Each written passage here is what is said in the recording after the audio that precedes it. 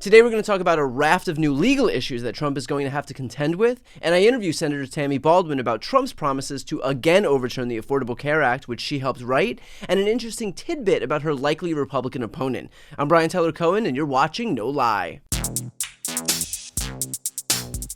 We now have a new major legal hurdle for Donald Trump.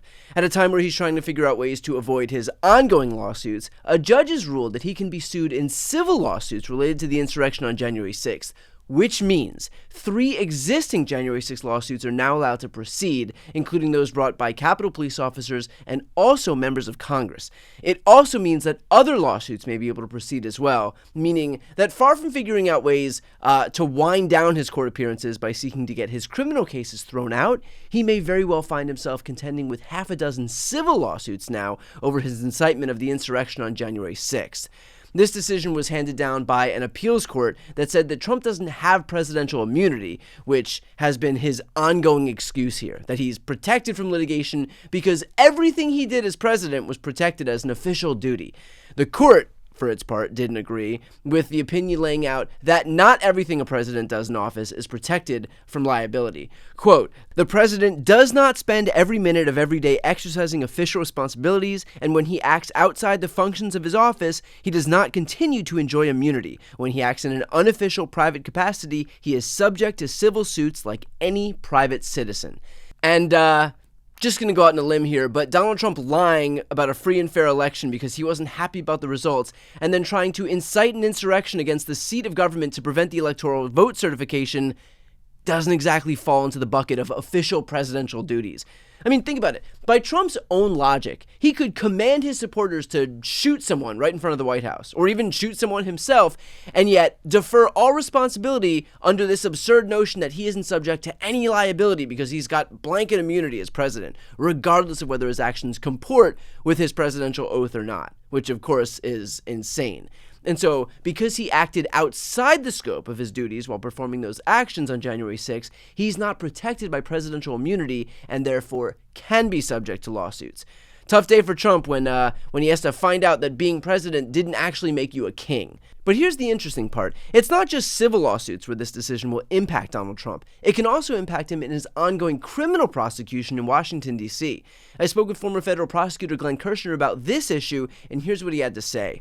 I love this piece of it because, this doesn't directly answer the question, can Donald Trump be prosecuted criminally, or does he have some kind of magical unicorn absolute immunity from being criminally prosecuted?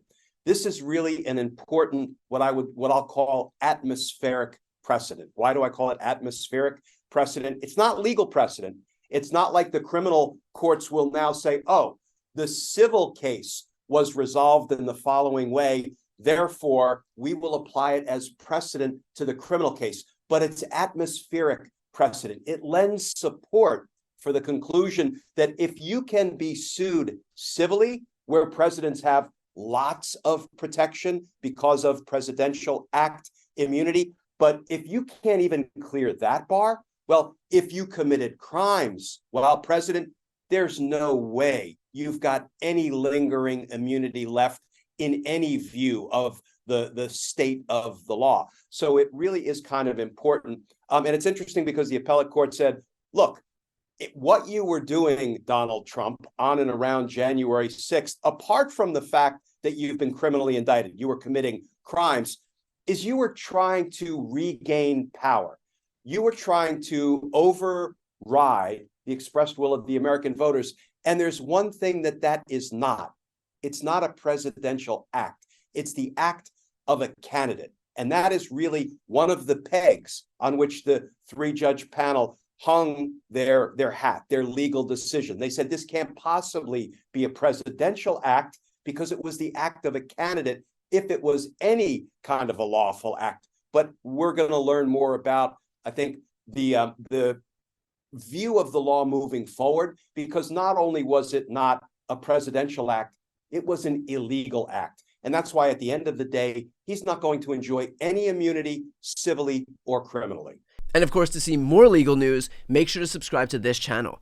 But the takeaway here is simple. Donald Trump may claim that he's the victim of some unfair political persecution, but remember, it was the Rudy Giuliani's and John Eastman's and Jeffrey Clark's and Jenna Ellis's who goaded him on. These are his lawyers and his aides. The left was universally begging him and pleading with him not to interfere in the election, not to incite an insurrection, not to prevent the peaceful transfer of power. The left were the only people giving him the right advice that, had he followed it, would have kept him out of the courtroom where he is right now.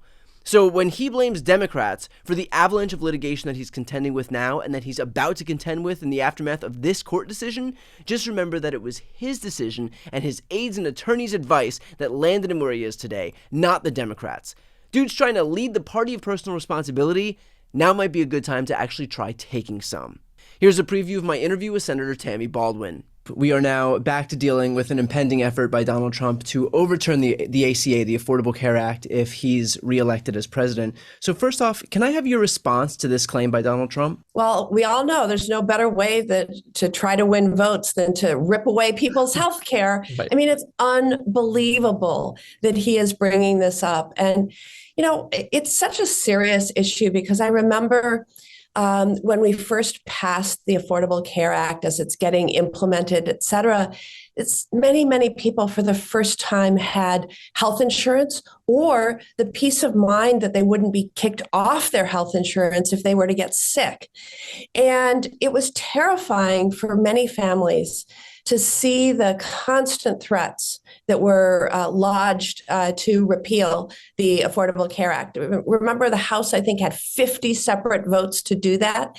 And it was ultimately John McCain, with his thumbs down in the Senate, that saved the Affordable Care Act. We just can't go back to this craziness. This was a step forward, and we need to continue to make progress, not strip back the hard-fought victories. Well, this is a recurring, to that exact point, this is a recurring theme on the right. And I'm not asking you to kind of get into the heads of these Republican lawmakers and senators and candidates, but while they're pushing to strip away reproductive health care, while they're pushing to strip away climate protections, while they're pushing to strip away now our health care and health coverage, why do you presume that they're pushing forward with these unpopular edicts, I guess you could say, even as they're losing races as the direct result of them? I mean, you yourself alluded to the fact that back in 2018, this was the reason that Republicans lost that election in such sweeping fashion. Yeah, I mean, I think it's because too many of them are in the pockets of powerful, wealthy interests. I mean, who's for taking away the Affordable Care Act? The big health systems and insurance companies and the big pharmaceutical companies. The folks that are behind most of the measures are their benefactors and have very powerful presence sadly, in Washington, D.C. on Capitol Hill. And they're playing to them. We can't have it. We have fought so long and with such high stakes to stand up to big health insurance, to make sure that they have to cover people who've been sick before, who have a pre-existing condition like diabetes, or they're a survivor of breast cancer, or they're HIV positive. We cannot go back to the days when insurance companies had the say and could simply say no. And for the big pharmaceutical companies, they protected them for way too long. And just last year, we had this major breakthrough in the Inflation Reduction Act, where we finally stood up to big pharma and said, Medicare must be able to negotiate lower prices. And already we're seeing some of the results. Vaccines are without copays for seniors. Insulin is now no more than $35 a month out of pocket for seniors on Medicare. And we're fighting hard to make sure that that will soon be true for everybody with diabetes who needs insulin. And the first 10 drugs have been named, and Medicare is in the process of negotiating down these prices. There's no way that the Republicans should defend the fact that we are currently paying more in America for life-saving medications than any other country on earth. That makes no sense. And we've made these breakthroughs, and we've got to run on them too. To watch the full interview with Senator Tammy Baldwin, click the thumbnail right here on the screen or check out the interviews playlist on my YouTube channel. You can also listen to the audio version of this episode by clicking that link on the screen, and of course, to see more of my content, the subscribe button's on the screen as well.